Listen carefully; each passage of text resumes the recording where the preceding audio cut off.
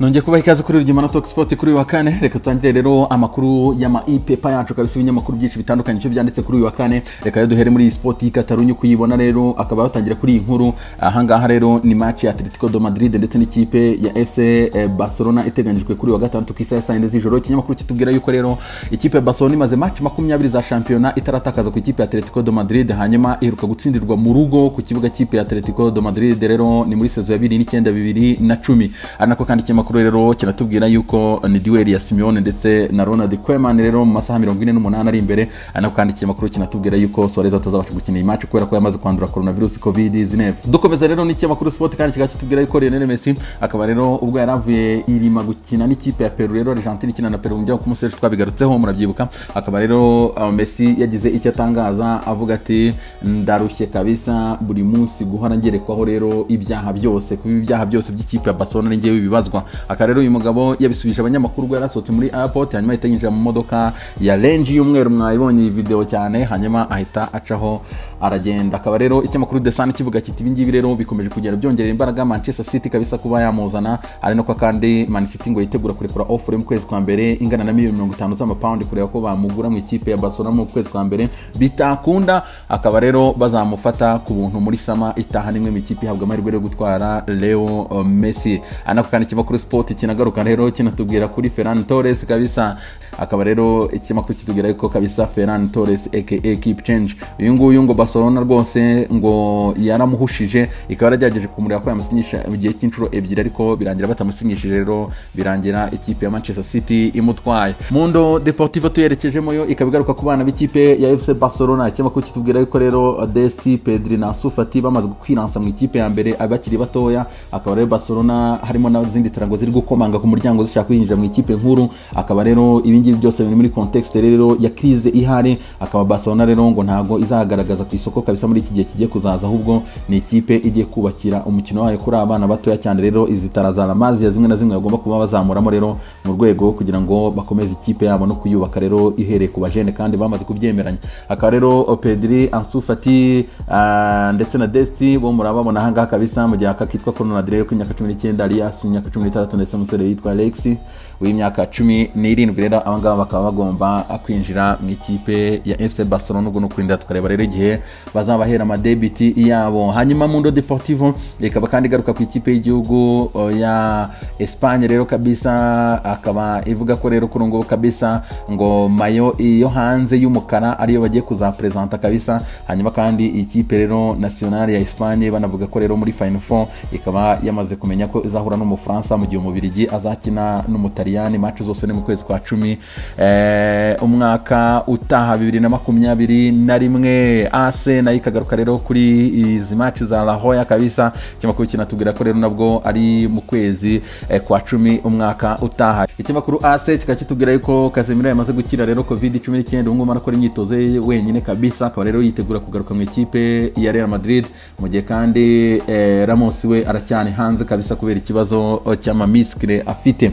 Marca ikaba igaruka kuri David Alaba kabisa. David Alaba rero contrat irarangira muri Bayern Munich ni saison. Akaba rero umugabo atazongera amasezerano. Akaba rero ikipe ya Madrid rwose ngirimo irareba uko mu kwezi kwa mbere yamuzana, kandi ngo kumuzana ngo ntaho bihuriye n'ibijyanye na Sergio Ramos kuza kumusimbura cyangwa se kuvuga ko Sergio Ramos yanze kongera amasezerano ntaho bihuriye. Madrid ikaba imufite muri plan yo kuba yamuzana na afere gukurikirana cyane. Twekeje mu gihugu cy'Ubutaliyani, La Gazzetta dello Sport ikavuga ati Ubutaliyani ibitego byiza cyane kabisa, abantu bakeneye guhoberwa no guhabwa affection. Akaba rero ikipe y'igihugu y'Abataliyani yitwaye neza cyane rero itsinda muri Bosnia Herzegovina ibitego 2-0. Akaba rero ari umusore Belotti ndetse na Berardi bateretsemo ibyo bitego rero spectacle hatari rero Abataliyani nabo bagera muri Final Four. Tukomeze kandi n'ikinyamakuru La Gazzetta dello Sport kikaba kigaruka rero kitubwira yuko Zlatan Ibrahimovic agiye kugaruka kuri San Paulo kabisa. Akaba rero ngo bagiye kuza noneho bashaka igikombe cya shampiyona, nimwe muri duel ikomeye cyane rero ku cyumweru nimugoroba. Akaba rero abasore ba Gattuso na Dries Mertens rero bagomba kuba bakira Zlatan Ibrahimovic ndetse na Pioli. ikipe ya AS Roma ikaba yamaze kubona directeur kabisa mushyashya, bakaba rero bagiye kuzana umugabo witwa Thiago Pinto, akaba ari directeur rero mu ikipe ya Benfica, bakaba bagiye kumukura rero umunyaportugal, akaba agiye kuza kuyobora rero ikipe ya Giancarlo Rossi muri management yabo. Rero tugiye kureba rero filosofi y'umupira wabo bagiye gufata abagabo ba Fredkin b'abanyamerika. La Gazzetta dello Sport kandi kabigaruka kuri Ciro Immobile rero akaba yamaze gukiruka coronavirus COVID-19, ariko bikaba rero ibyago ku ikipe ya Roma nyuma y'uko Savic nawe yamaze kwandura COVID-19. Tutto Sport honyo ikabigaruka ngaha kuri Mario Balotelli rero nyuma y'uko atandukanye n'ikipe ya Brescia, ubu ngubu nta kipe afite, akaba rero ari gushakishwa cyane na Vasco da Gama yo mu gihugu cya Brazil. Fabio Cordera akaba ari we umugabo w'umutaliyani rero ari we directeur y'imikino y'ikipe yo muri Rio de Janeiro, akaba rero ari gushaka kuzana Mario Balotelli mu ikipe ya Vasco da Gama. Inter de Milan ikaba iri ku isoko cyane kabisa muri uku kwezi kwa mbere miravugwa, ikaba rero iyi kipe iri gushaka Ricardo Miliki rutayizamu rero akaba yaza muri uku kwezi kwa mbere, nyuma y'uko rero Napoli imaze kuba itumvikana nawe, akaba ashobora kuzagenda rero ubuntu muri Samita hazaba ari free agent, asigaje umwaka wonyine gusa. rero Ricardo Miliki rutayizamu umunyapolonye akaba yagiye kwigira mu ikipe ya Inter de Milan.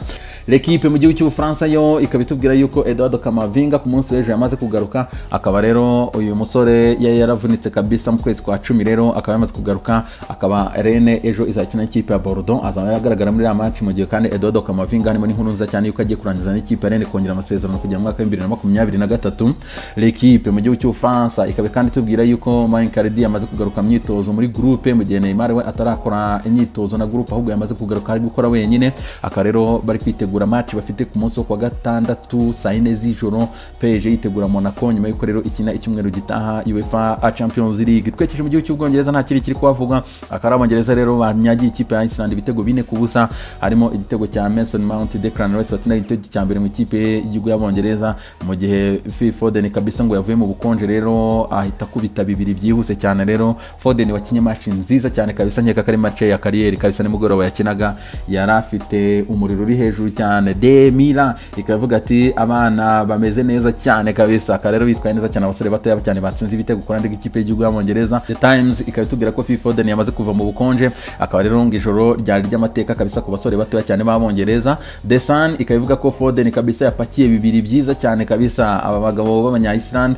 Metro yo ikabitubwira ati Phil ati yakubise double kabisa ikipe ya Iceland, ukuntu babayita Ice Session ni hatari. Daniel mu gihugu cy'Ububirigi ikagarutse rero ku ikipe y'igihugu y'Ababirigi yanyagiraga Denmark ibitego 4-2 kabisa, y'uru Telemans wa kibanje, hanyuma umusore witwa Wind arakishyura kwa n'ikipe ya Denmark, ariko icyakurikiyeho byari kunyagira kabisa. Kevin De Bruyne atanga assist kuri Lukaku ku munota 57 aterekamo, Lukaku kandi yongeramo ikindi gitego kuri pass ya Torgan Hazard ku munota 69, hanyuma na Chadli aritsinda ariko ku munota 87 nyuma y'uko rero bamaze kwitsinda Kevin De Bruyne akahise aterekamo igitego. Rero berangira batsinze Ababirigi rero batsinze abanyadenmark ibitego 4 byose kuri 2. Iki makuru rero Daniel kivuga kiti Keri Carredas, akaba rero Ababirigi bagomba gukina n'Abataliyani mu gihe Abespanyol bazakina n'Abafaransa. Rero ni ku itariki ya 6 kugera ku itariki ya 10 z'ukwezi kwa 10 umwaka wa 2021. Twekeje muri TML mu gihugu cy'Ubwongereza ikabigaruka rero kuri ikipe ya Liverpool rero ikaba ifite match igomba gukina n'ikipe ya Midtjylland muri Denmark muri Champions League ku itariki ya 9 z'ukwezi kwa 12.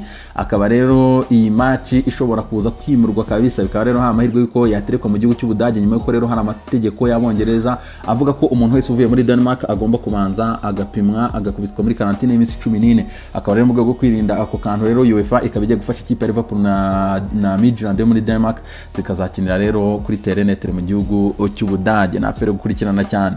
The Sun ikagaruka kandi ku ikipe ya Liverpool rero Monsara bakaba testinze bwa gatatu kureba nimba koko yaranduye coronavirus COVID-19, akaba rero basanze yaramaze kwandura tayari, akaba rero ashobora kuba agiye gusiba match 3, match ya Leicester City, Brighton zo muri Premier League ndetse na match ya Atalanta muri Champions League.